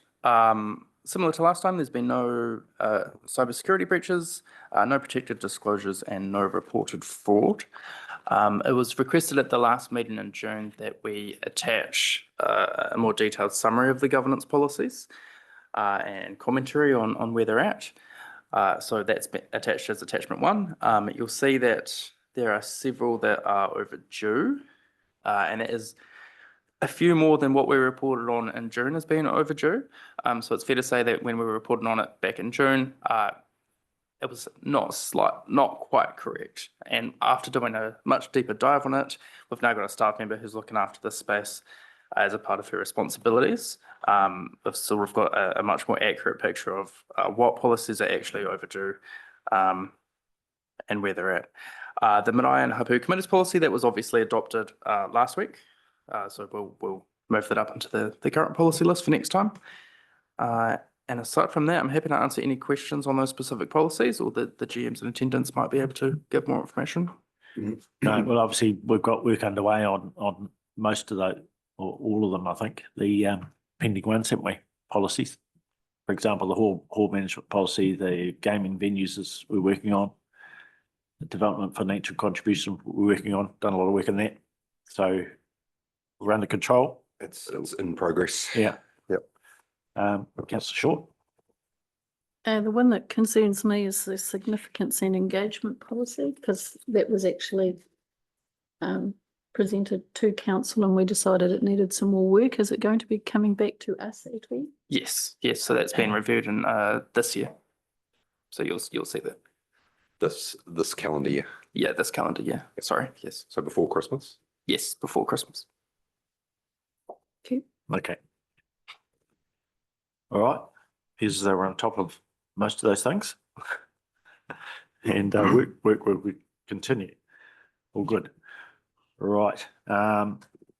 Subject to any other comments, there's a recommendation on page 66. Councillor Blackmore. I move that the committee receives the internal controls update covering the period 2nd of June to 8th of September 2024. Thank you. Second it, please. Somebody would like to second it. Councillor Short. Put that motion then. All those in favour? Against? Carried. Thank you. Item 7.7, internal audit update. Page 69. Cool, thank you. So we've attached a summary of the audit program. Just to remind you, this was adopted in June. Now the IS audits, you'll see there's 4 of them, are in various stages of completion. And Marco, our IS manager, is going to be reporting on them in more detail every 6 months. So he'll be presenting kind of the actual audit summaries. We had been doing that every meeting, but it was a lot of work and for the amount of changes that had been. So we've changed that to 6 monthly. So you'll see the next one in December, and that's often in public excluded because it's to do with, security. And then the 2 finance ones there, fraud awareness review has been pushed forward to commence February next year. And the cash handling and receipting processes will either take place after that or alongside it. I'm happy to answer any questions about any of the other ones or any of those. Probably fair to say the cash handling is slightly less priority now. We must not handle a lot of cash now these days. We used to handle a lot of cash, but people used to come and pay their rates in cash, but they don't anymore. Well, a few do. We still actually get a fair amount of cash, but we get Right. it in small amounts, but in various places. So the cash handling would normally cover the Makeno, the library, the front of house, and not transfer station, wastewater treatment plant, transfer station. So yeah, I mean, we get it in different places. Yeah. The reason we want to just push it out a little bit is to let the library bed in as well, and also it's just the workload on various people. But yeah, we do get a bit of cash. We still get a significant amount of people that just don't trust electronic. Yeah. Yeah. No, fair enough. And it's still an opportunity for fraud. Mm. So, we need to be on top of that one. John? Yeah, so just one question, just relating to the FBT and GST audits. I know that it's after ERP system update. Just coming back to our earlier conversation about that, do you think that's a little bit too far out now? Yeah, we did it in 2022. It's a massive amount of working, pretty expensive, to be fair. Advice has always been, if you upgrade your ERP, you definitely want to redo this audit because you want to check processing procedures and everything else. Yes, we could do it again sooner than that. We're not actually at the decision as to where the ERP is going to be or when, but we may end up doing that in a year or two's time. It's just a significant amount of work. And at this stage, we haven't had any changes that would trigger actually wanting to do it again yet. But yeah, it's absolutely, we'd revisit that. I'd say kind of keep it on the agenda and keep having a look. And if we think there's a reason to bring it forward, we'd start it. It's normally done 4 yearly, I think it is, 4 to 5 yearly. But I'll double check that with their tax advisors as well. But I guess in terms of a test check, you've got the normal audit process running as well alongside that. So our auditors would normally be keeping an eye over matters like FBT and GST, or is it just a tax matter for us? It's probably more tax advice. In the big scheme of things, I don't believe auditors, they will have a look at our reconciliations around how we're dealing with FBT and GST and that we've submitted them and kept the documentation, calculations, that kind of thing. But the actual processes of what we do and how we record it, I don't believe that they actually audit to that level. That's why we do an external auditor, because they actually come in and they look at each individual thing. So in the last audit, which you've got the report around, they deep dive into the processes around how do we deal with bonds, how do we deal with land purchases, how we do, and they go through all of that. Yes, Audit New Zealand will pick up the land purchase one because it's a significant kind of thing that we do. And if we purchase or sell a bit of land, they would definitely check that. But they wouldn't go into how we deal with bonds and deposits and all the idiosyncrasies. Yeah. So I wouldn't rely on Audit New Zealand picking up if we were doing one of these things incorrectly. Okay, cool. Any other comments about the paper? No. If not, there's another recommendation on this time on page 69. Somebody like to have a go at that one? Councillor Blackmore. Move that the committee receives the internal audit update. Thank you. Seconder, please. Don't think you remember this committee, are you? Do you remember the committee? Well, no, yeah, thank you. Thank you for that. Councillor Short. All good. But your input is more than welcome. Right, do we have a mover and a seconder? I'll put that motion then. All those in favour? Thank you. Carried. Right, item 7.8 is strategic risks. Cool. So these just to take you back a little bit, this kind of kicked off last year in June when we had PwC come and do like a bit of a workshop with us. And we hung up all of those things around the room and came up with quite a long list of focus areas. So what we've done is kind of focused in on those and summarized them down. So in 2.1 of the report, you'll see 3 of them: financial position, government reform, and iwi relationships. That's come directly from PwC's session. Those were brought up. One of the other items from PwC's session was the town centre. Sort of a little bit more generalised that to the local economy, because that's the risk that sort of sits in behind that particular project. And then there's a few other risks in there as well, such as staffing, climate change, and growth. So we're presenting them to you now for discussion. They will go to ELT on a quarterly basis for updates. I think I've written in the report 6 monthly, but that's a typo. It's quarterly. And then we will present any changes to you at each meeting, any sort of significant changes. And the idea in terms of getting value out of this is that every risk has a particular ELT member sort of assigned to updating on them at the ELT meetings. And it's just a way of us providing more oversight, and then we can tell you if the sort of things are happening, out in the big world that we kind of need to be more cognizant of, and we can update our treatments. So attached to the report are some strategic risk profiles, one for each risk, that covers the causes, consequences, and the controls. Those are sorts of the 3 big things there. We have also included the risk appetite in there. The risk appetite is sort of a little bit more useful for our operational risks, where we've got a bit more control. The strategic risks, still useful context, but to a large degree, strategic risks are unavoidable. Some of them, a lot of the controls are just around early indications, and other ones we've got a bit more control around mitigations and things like that. So happy to follow your lead. We can go through all 7 of them if you like, or we can just proceed to questions. Okay, what would members like to do? Just work our way through them or just take them in general? Take them in general then. Councillor Blackmore. Thanks. I mean, I've got an overall comment, but then Yeah. I have comments on each one, so. Yeah, okay. Way you go. Okay, so I'll just start with an overall comment. My observation was that they're all written in a negative, from a negative perspective, and we, strategic risk can come with a positive opportunity.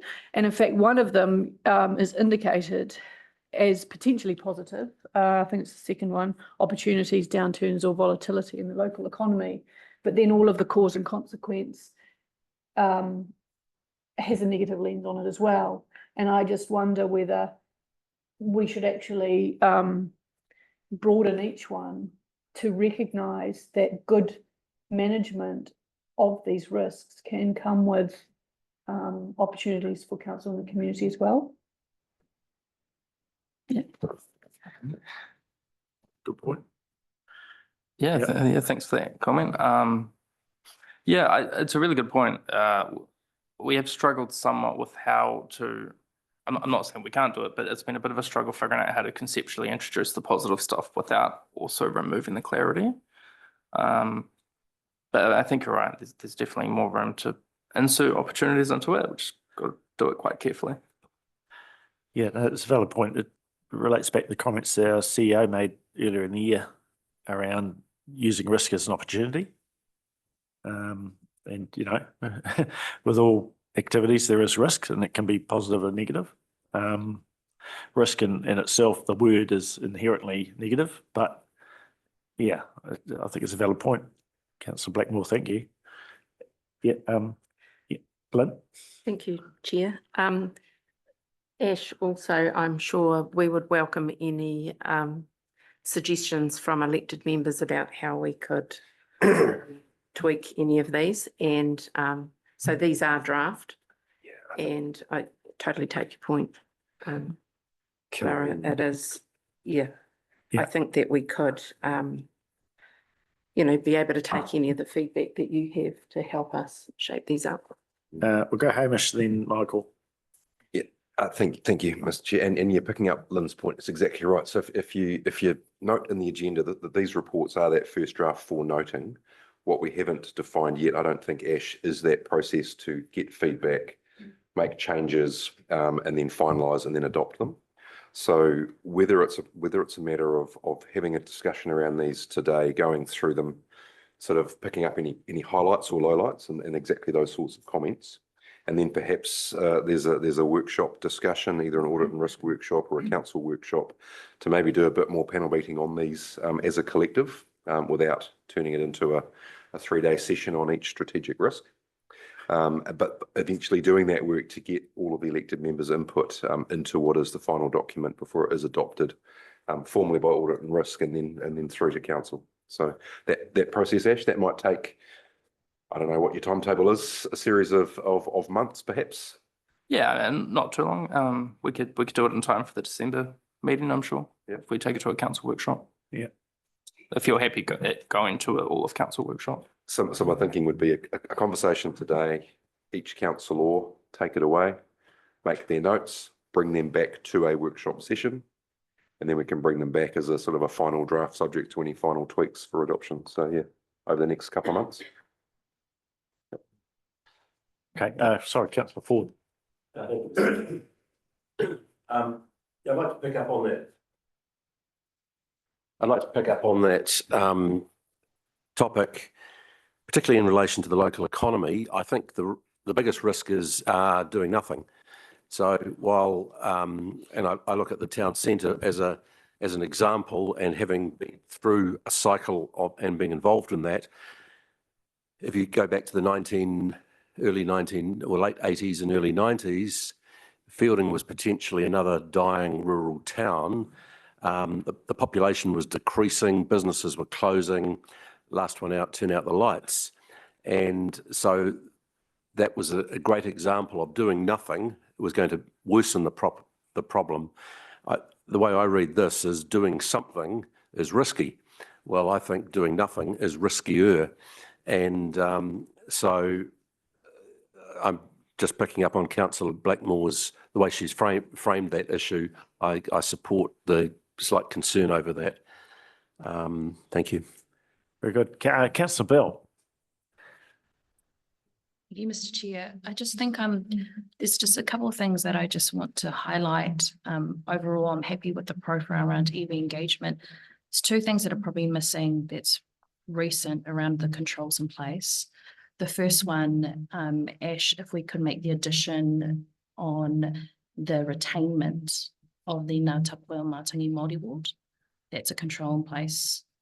And also the second thing that I think it will be missing, it's obviously very recent in the last fortnight, is the council liaisons with Marae of Manawatu. So those are two additions, positive ones that we can add. Thank you. Oh, thank you. Councillor Short. The iwi relationships strategic list, I think over the next 12 months with further legislation coming before us and seeing, I think we've just got to manage the situation very carefully and understand that this is going to be quite divisive in our community, especially with a referendum ahead of us. And I think we've got to look after ourselves, and we've got to look after our tangata whenua as well. The general public could actually get, very wound up about the situation. And I think we've got to handle it very carefully, and we need to think about in advance how we're going to progress things. Yep. Okay. Any further comments on any of the items on this item? No. If not, then we'll go back to page number 74 and another recommendation. Councillor Short. I'd like to recommend that the committee notes the 7 strategic risks presented in this report for discussion. Thank you. Seconder, please, Councillor McFadden. Put that motion. All those in favour? Aye. Against? Carried. And if I could, Mr. Chair, I think if we take that as noting what you've got, as I said before, take it upon yourselves to do some homework in terms of your views across either specific ones of interest or all of them, with a view to coming back to a workshop, and we'll schedule that in the next 2 or 3 cycles for a wider conversation. So. Okay, thanks. All right, moving on then, item 8, consideration late items, there are none. Item 9, update from Governance Health and Safety Representative, Councillor Hadfield. Is there anything you've got to report? Thanks, Mr. Chair. No, nothing really to add. I think Andrew has given a pretty articulated the current state of play in terms of health and safety earlier this morning. So nothing further to add. Very good, thank you. Item 10, notification of items for risk register. Is there anything from today that Ash, that you've picked up that needs to be added? I can't think of anything. We've had a full discussion about various risks, but nothing probably significant that needs to go on the risk register. No. All good. Item 11, notification of items for the next meeting. Is there anything anybody would like to see on the next meeting? Nothing special? No. So we'll go to item 12, public excluded business.